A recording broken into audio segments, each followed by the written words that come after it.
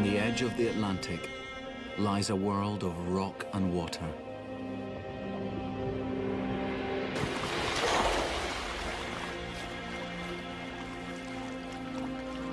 Wind-scoured and rugged, yet full of grace and beauty.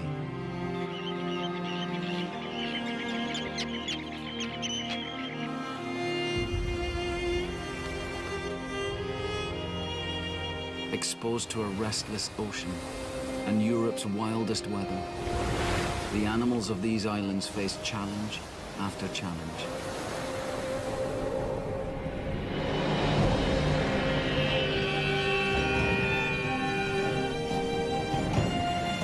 For a year, we'll follow life in this magical but unpredictable place.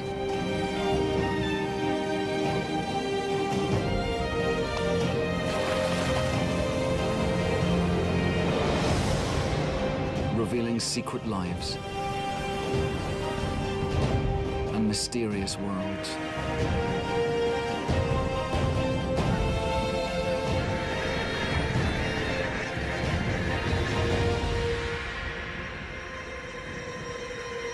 Rarely seen and never filmed here before.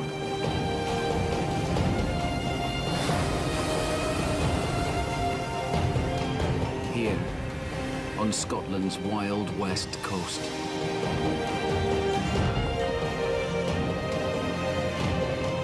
Here, in the Hebrides.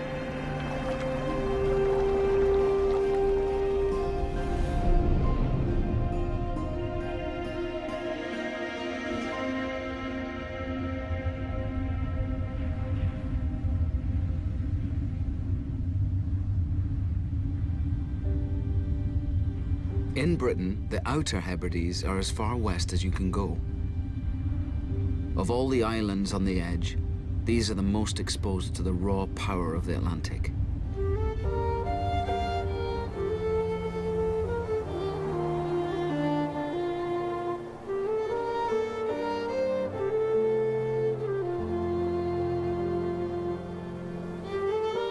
They form a long chain and carry an ancient sense of place in their names. Berneray, Benbecula, Uist, Lewis, and Harris, with mountains made from the same rock as the moon.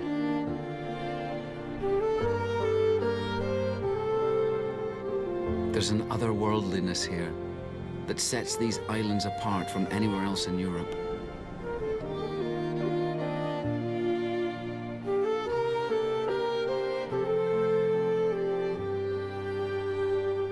Along this final frontier are even more remote satellites, outlying rocks and stacks. And these reveal why the Outer Hebrides are so special.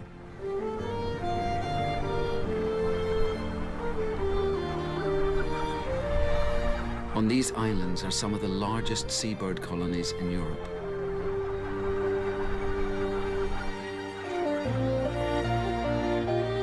Northern gannets alone number more than 100,000 birds.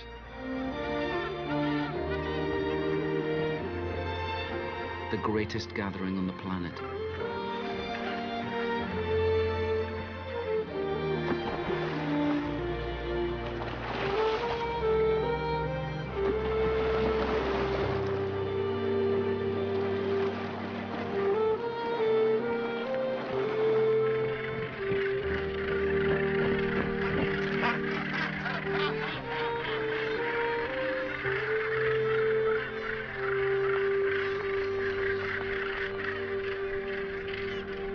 It's mid-June, and all the Hebridean seabirds have just a few short months to raise a family.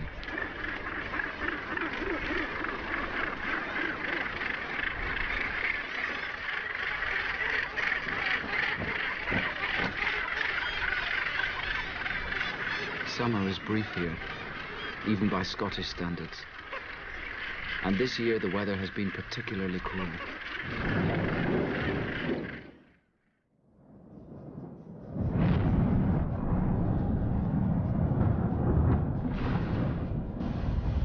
In spring, the Hebrides were hit by a devastating storm, the worst for many years.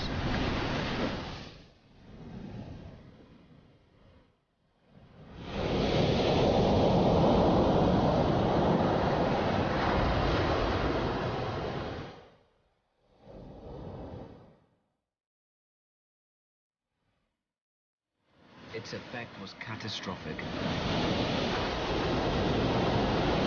Many birds lost eggs and nests. They had to put their breeding season on hold, just as it was starting.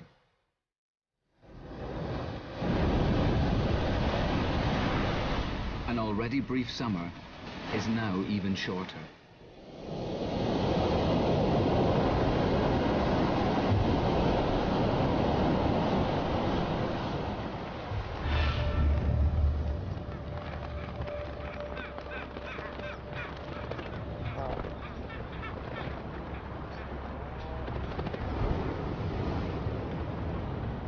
On the outlying islands, there's a real sense of urgency in the huge puffin colonies.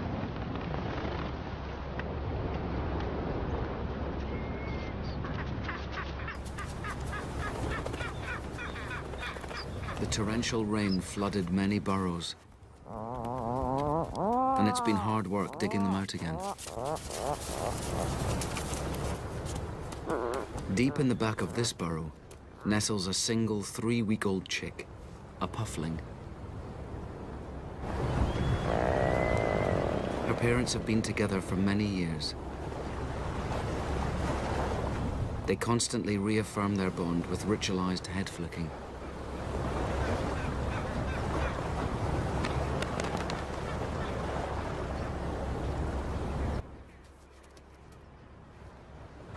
Every day they fly out to sea to bring her food, each clocking up to 100 kilometers.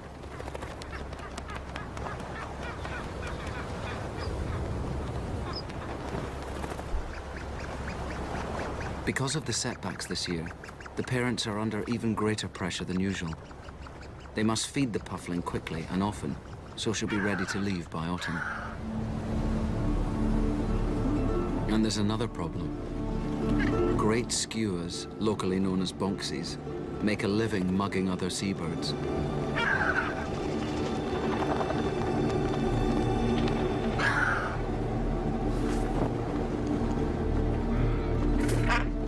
They can bully gannets twice their size into coughing up their catch.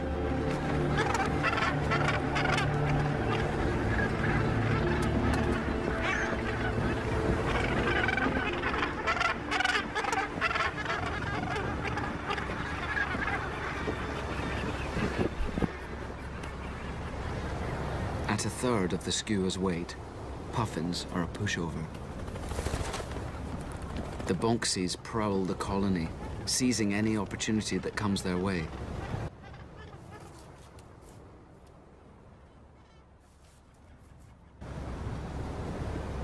They're quite capable of dragging a puffling from its hole and devouring it.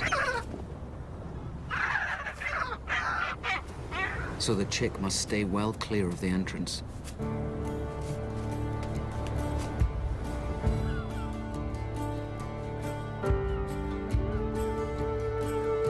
For thousands of years, the seas around these islands have sustained not just seabirds, but people. On the east coast of the Isle of Lewis, sheltered from Atlantic gales, lies the town of Stornoway. It's easily the best harbour in the Outer Hebrides.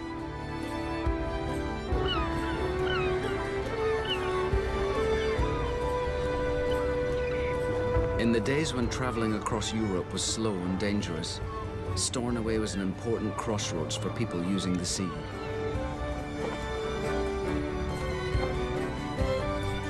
Bronze Age traders, Celts and Vikings all came here and made this a cosmopolitan place.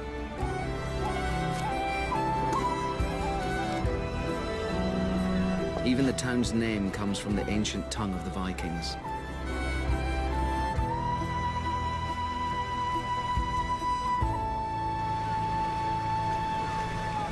Stornoway has always been an important fishing port, and it's still home to many boats.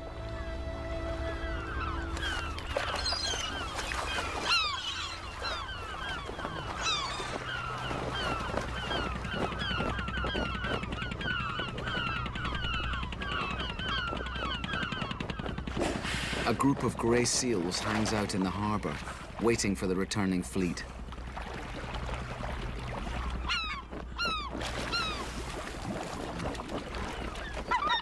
This mature bull has realised that the boats can supply him with a free fish supper.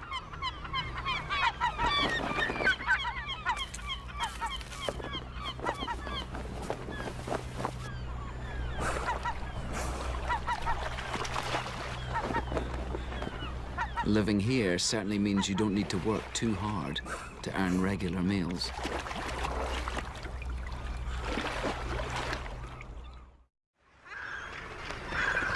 Back in the puffin colony, getting a meal is a matter of life and death.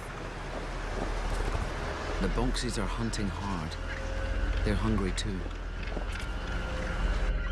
The 3-week-old puffling is keeping safe at the back of the burrow. But another youngster has made a fatal mistake.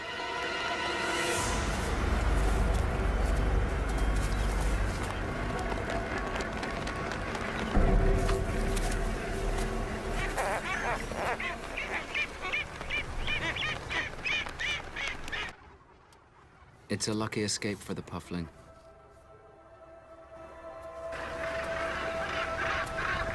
But now the bonxies turn their attention to its parents.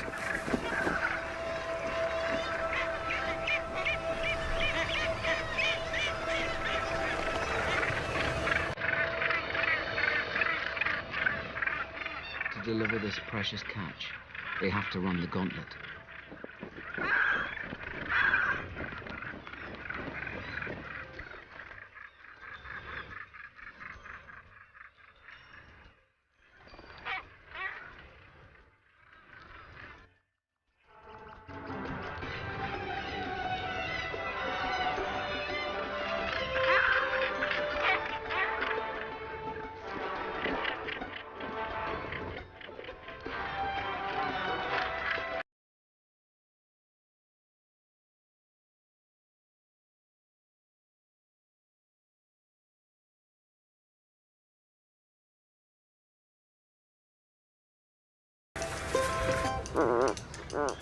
Every time they feed their puffling, it's a triumph.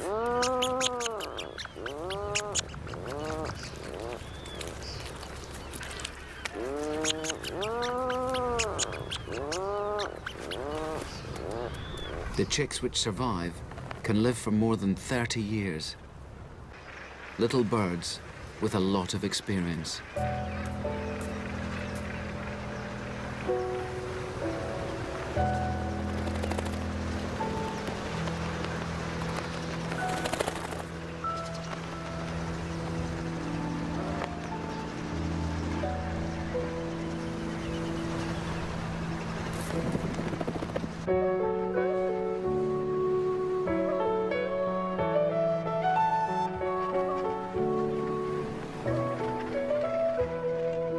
The seas around the Outer Hebrides are rich. And despite the storms earlier in the year, it's turning out to be an exceptionally good year for fish.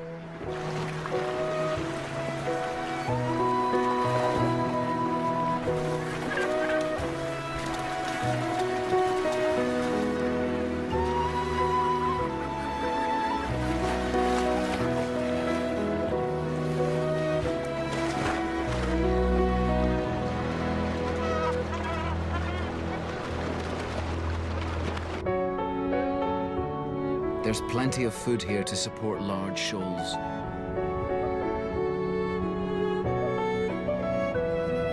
But you still have to know where to find them.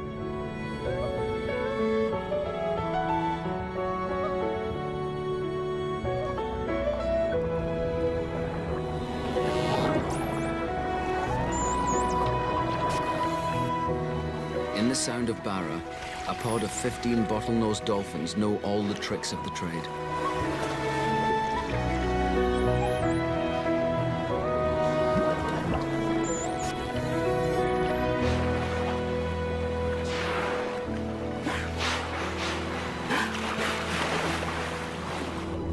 They can read these complex tidal waters as only true residents can.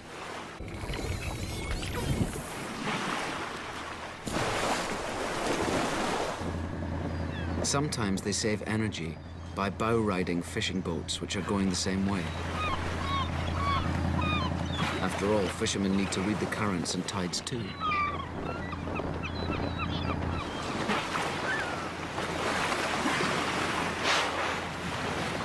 This pod will work these waters all summer, making the most of this short time of plenty.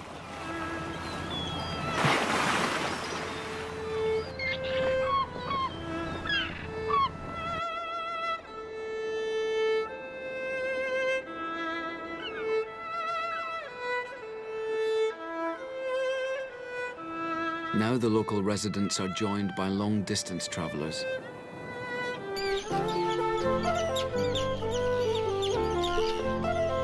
Missing the spring storms by just a few weeks, a flock of migrants arrives on the warm south wind. Arctic terns.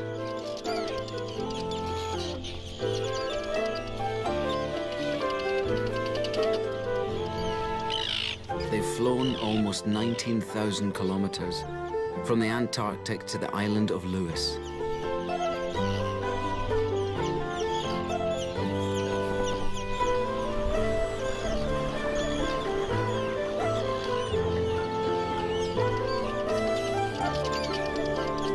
Here, just north of Stornoway town, they're checking out a small river island, rich with blooming sea pinks.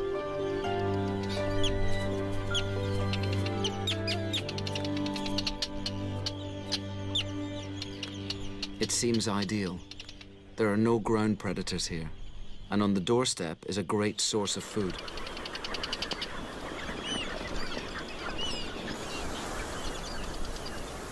Broad Bay is sheltered, and the many animals already feeding here are proof of how rich it is.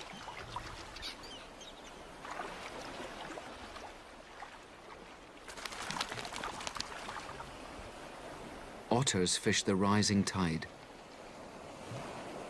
while eider ducks dive for mussels.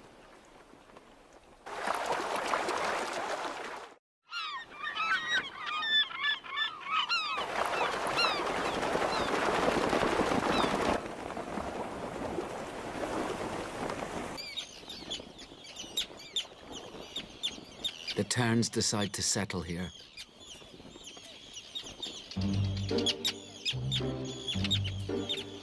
They explore the river island, working out where they want to nest.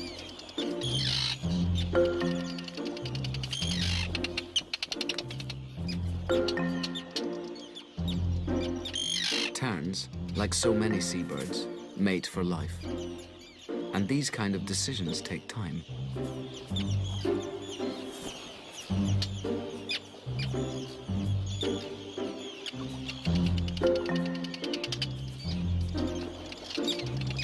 After coming so far, they might as well get it right.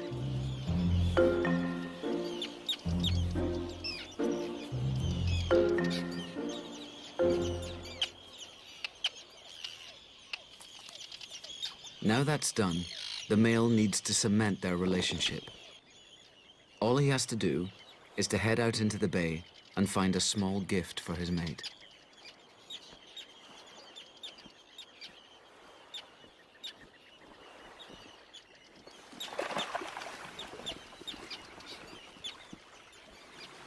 Shrimps are too slippery.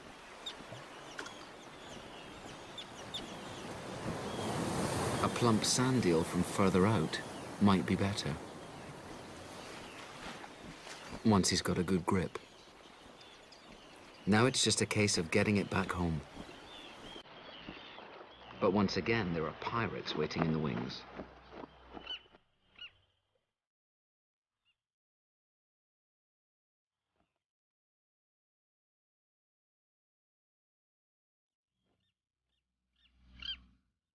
This time they're Arctic skuas, swift, maneuverable, and persistent.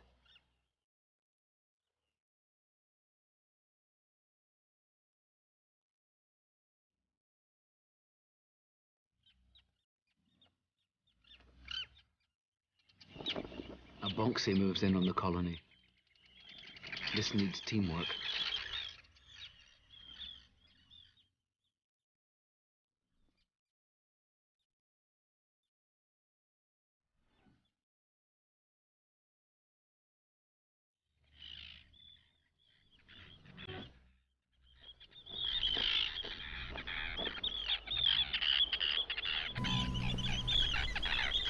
But it's all worth it to hand over the prize.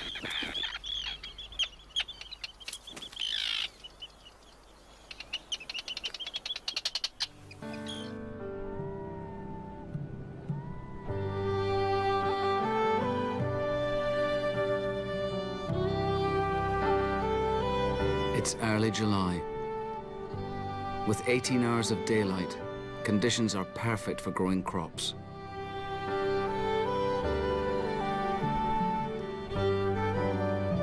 But even now, farming in the Outer Hebrides is never easy.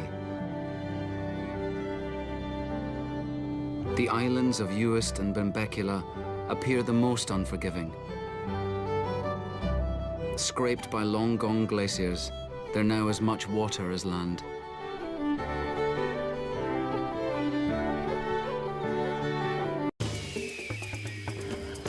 This show was created for you and your family to watch together. Welcome to Nat Geo Wild.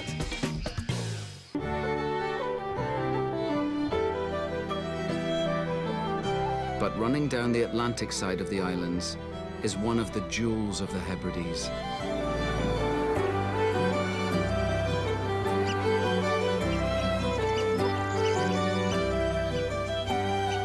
The Macaire.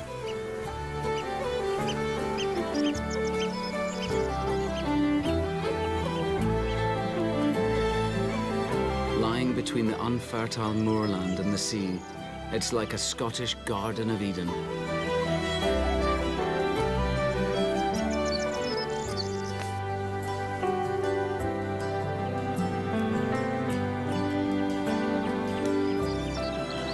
Over centuries, the winds have blown shell sand up onto the islands, balancing out the acid of the peat.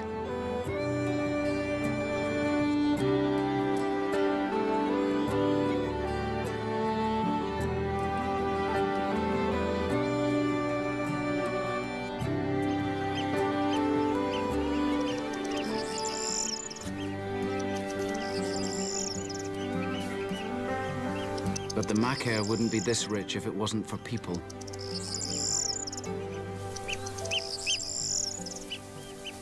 Generations of crofters have carried seaweed onto the land to make it more fertile, and they leave the small fields fallow in some years, allowing wildflowers, insects and birds to move in.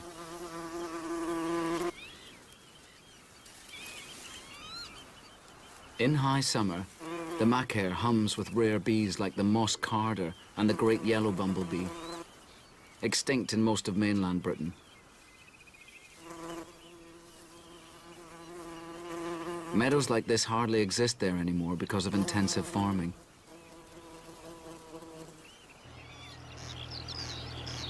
There are always corners for the corncrake, whose surreal rasping call is heard almost nowhere else in Britain. It's flourishing here in the Uists.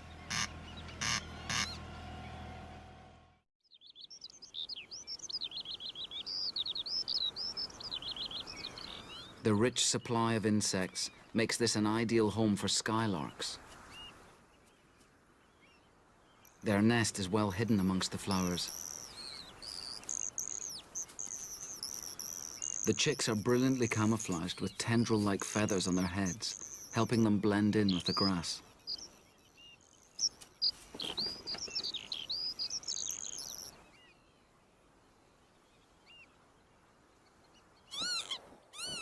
The Macaire is also globally important because it's home for birds like lapwings which nest on the ground.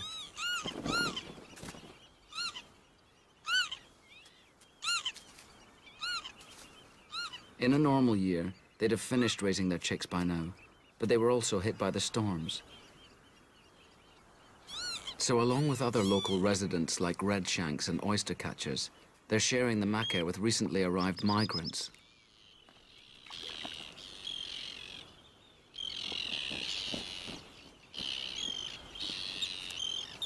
It's much more crowded than usual, and the lapwings are kept busy defending their patch.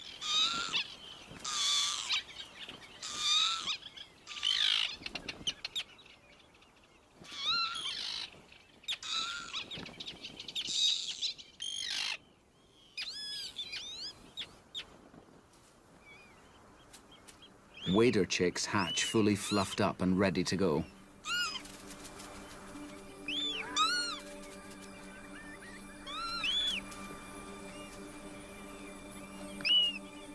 It's like keeping control of half a dozen wayward toddlers all at once.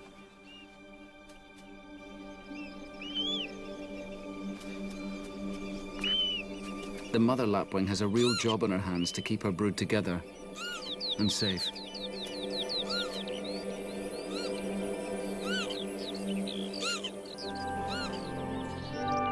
The unseasonal spring storms have been followed by one of the driest summers in living memory. It hasn't rained for weeks.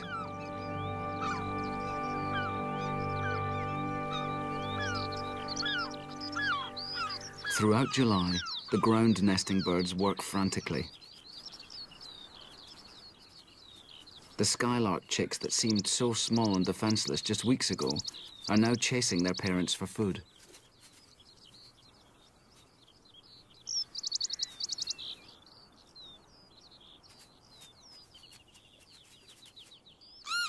The plants are wilting, but there's still plenty of insects for the many young wading birds. They're growing fast, but still can't fly. The lapwing chicks have grown, but the brood is down to just 2. It's a bigger loss of life than you'd expect in a place without ground predators. It's suspicious.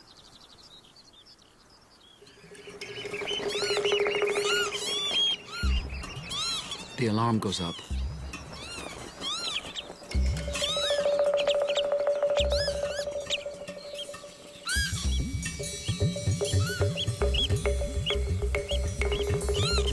A ferret, an escaped domestic animal, is on the loose and causing chaos.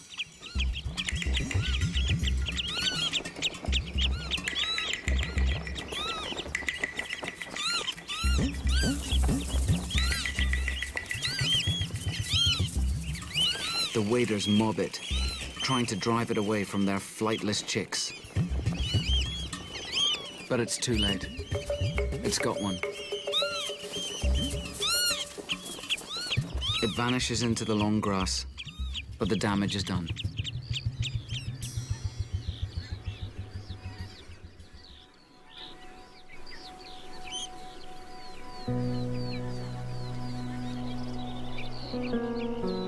Introduced animals like ferrets can cause havoc in this fragile place. But that's not the only problem. The Uist macaire is less than 2 meters above sea level in many places.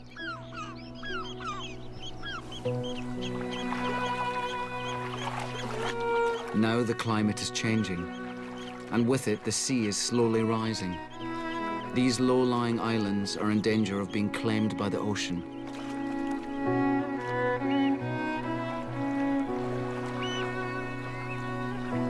Here, where change is a fact of life, they say, what the wind brings, the current takes away.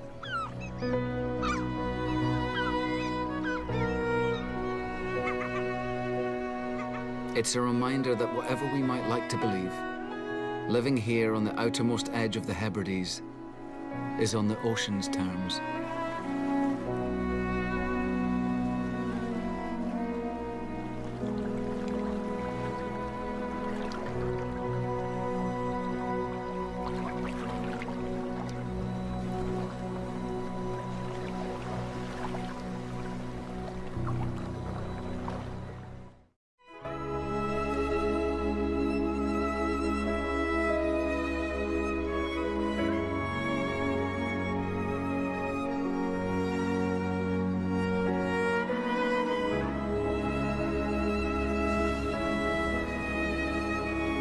It's August, and the Outer Hebrides appear almost tropical as the sun beats down day after day.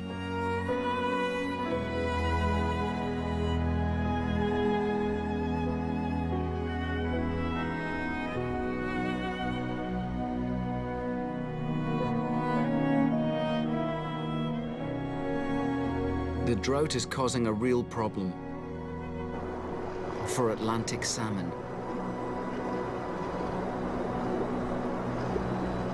After a life at sea, they're gathering by the mouth of their home river, close to Amansui Castle on Harris.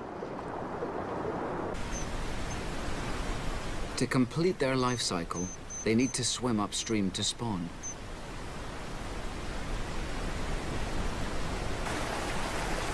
They've traveled here from Greenland to do this.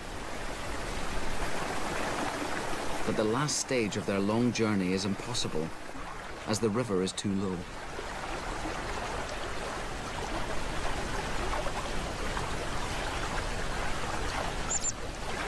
It's not a problem for dippers. They work the riverbed for insects which thrive in the bubbling water.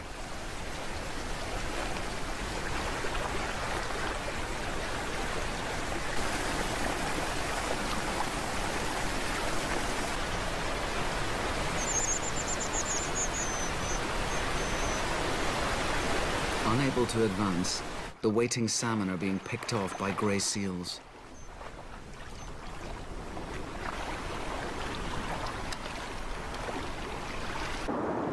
It'll take a great deal of rain to raise the river enough for the fish to advance.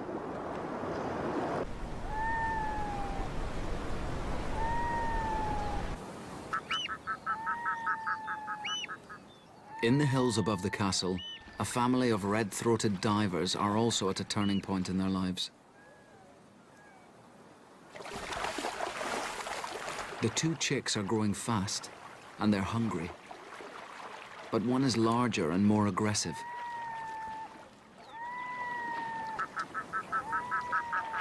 It's quite rare for a second chick to even get this far. Usually it would lose out on most of the feeds and die.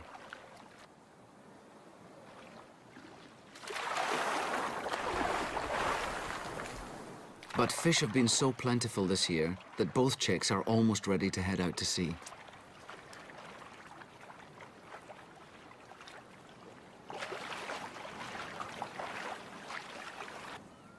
They just need to learn how to fly.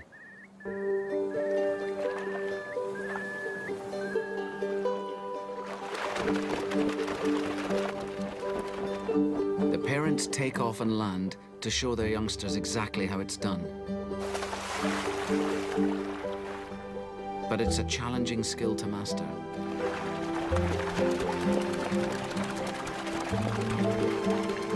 This chick still has some way to go.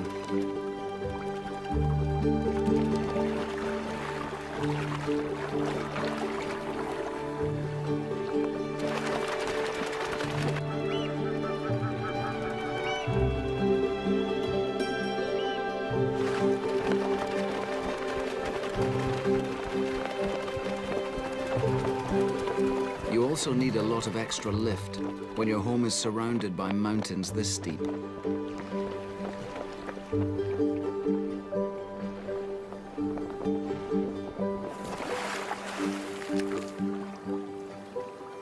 Nearly.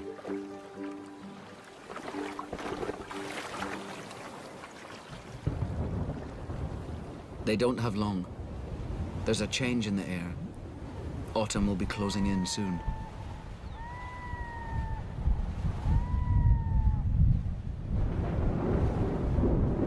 Storm clouds are building.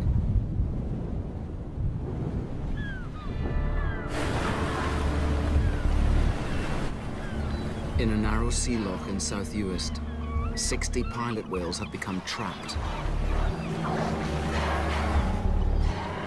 They're creatures of the open ocean, but they may have followed a shoal of squid into this dangerous place.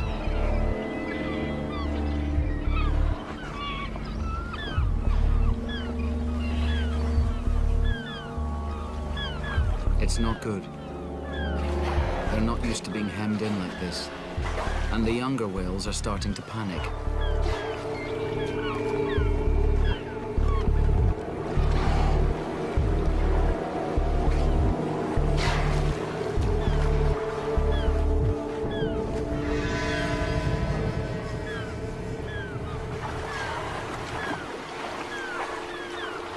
Several have cut themselves in the sharp rocks.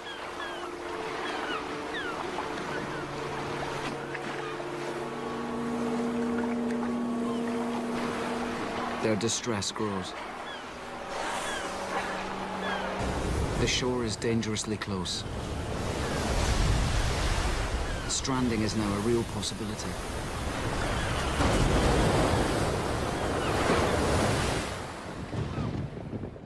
But luck is on their side. The tide is rising, opening the door of their prison, and the pod starts to move back towards safety in the open ocean.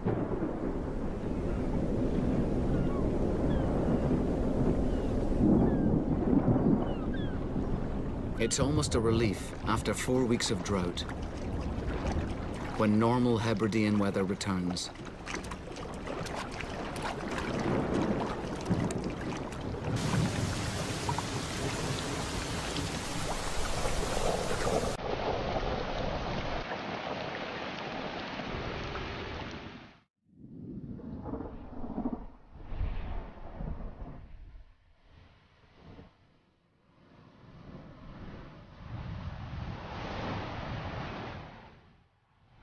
High in the mountains of Harris, the rivers are swelling and the water thunders towards the sea.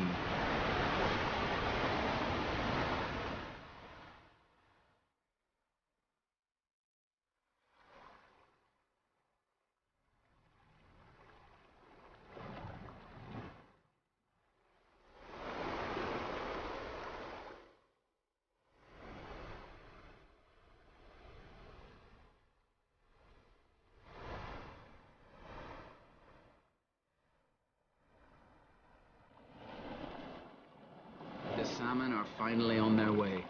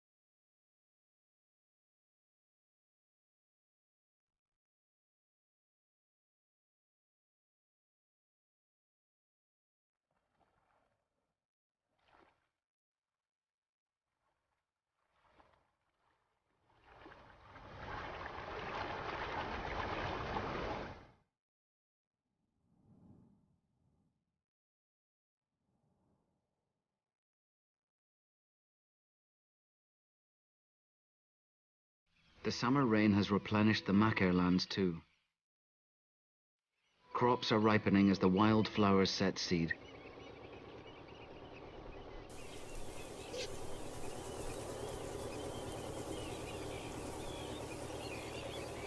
In the Uists, crofters will soon be bringing the harvest in.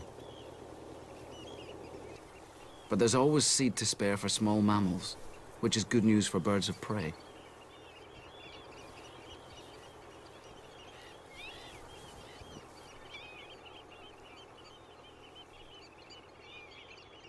A recently fledged short-eared owl watches one of its parents quarter the fields, hunting for mice and voles.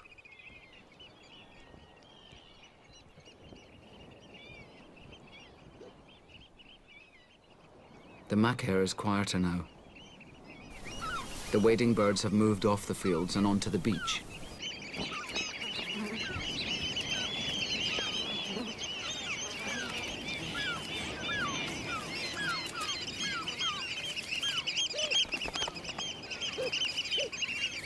Seaweed, washed up by the spring storm, is rotting quickly in the midsummer heat.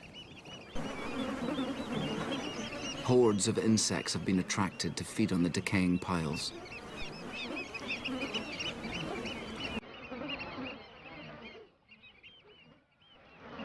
Springtails eat bacteria that break down the kelp.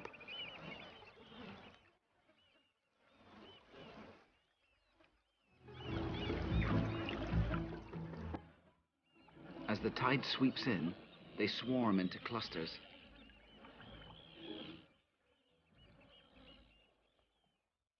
On the surface, they're fair game for passing terns.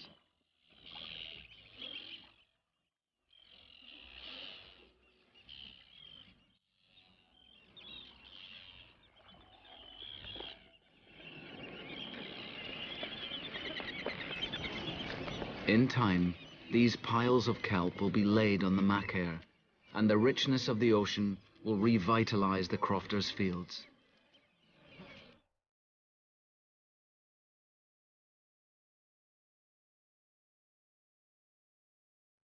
It's September, and across the Uists, ancient machinery grinds into life.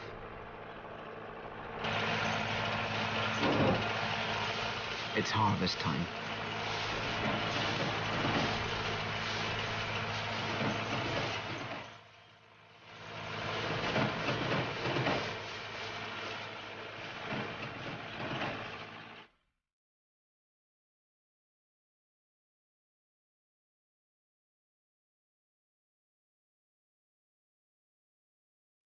Once the crops are cut, they're gathered into sheaves, and then piled into stooks and stacks. It's a system practiced here for centuries. It works for people. And it works for wildlife too.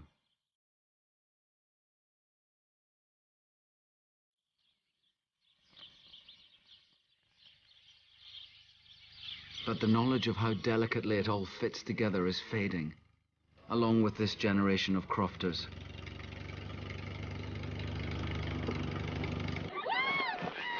The high school on Benbecula is addressing this dilemma by offering a special crofting course. Students get hands-on experience of the fine art of stooking and stacking. Up. See, we have to just keep it tight in together. So the water's going to shed off one onto the next, Hold on. And what do we call them, garlic? You've probably heard it on your cruach. Oh, yeah. I see that, no? Oh, start from here. It's not just popular, it's oversubscribed.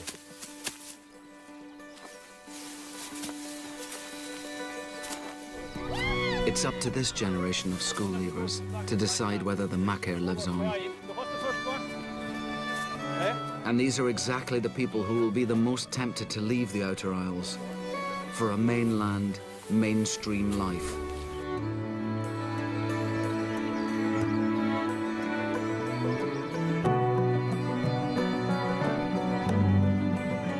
As summer turns to autumn, the gannets, divers and terns will leave these islands and spread out across the globe.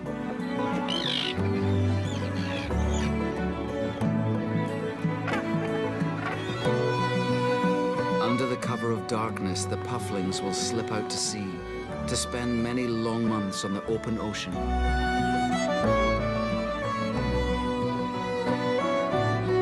But they'll be back, because there's nowhere better than the Hebrides.